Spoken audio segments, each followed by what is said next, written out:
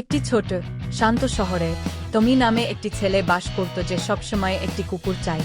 এক রৌদ্রোজ্জ্বল বিকেলে পার্কে খেলার সময় টমি কিছু ছোপের মধ্যে একটি ছোট কুকুরছানা জটলা লক্ষ্য করে। কুকুরছানাটি সাদা ছিল, বড় ফ্লপি কান এবং একটি নাড়াচড়া লেজ যা তার শরীরের জন্য খুব বড় বলে মনে হয়েছিল। টমি সাবধানে কুকুরছানাটিকে মুক্ত করে এবং এটি অবিলম্বে তার বাহুতে ঝাঁপিয়ে পড়ে কৃতজ্ঞতার সাথে তার মুখ চাটতে থাকে। আনন্দিত টমি কুকুরছানাটিকে বাড়িতে নিয়ে এসে তার নাম রাখল বাড়ি। সেদিন থেকে দুজনে অবিচ্ছেদ।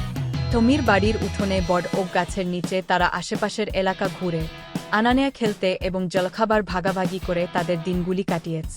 বাড়ি সর্বদা দরজায় টমিকে নাড়াচড়ার লেজ এবং সীমাহীন উৎসাহের সাথে অভ্যর্থনা জানাবে, সে যতদিনই চলে যাক না কেন। এক শীতের সন্ধ্যায় যখন টমি ঠান্ডায় অসুস্থ হয়ে পড়ে, তখন বাড়ি তার পাশেই থাকে, তাকে উষ্ণ রাখার জন্য জড়িয়ে ধরে। টমির মা লক্ষ্য করেছেন কিভাবে বাড়ির উপস্থিতি তাকে উৎসাহিত করে, তাকে দ্রুত পুনরুদ্ধার করতে সহায়তা করে। টমি এবং বাড়ির মধ্যে বন্ধন দিন দিন দৃঢ় হতে থাকে। প্রতিটি এবং দুঃসাহসিক কাজের মাধ্যমে তারা একে অপরকে বন্ধুত্ব এবং নিঃশর্ত ভালোবাসার প্রকৃত অর্থ শিখিয়েছে।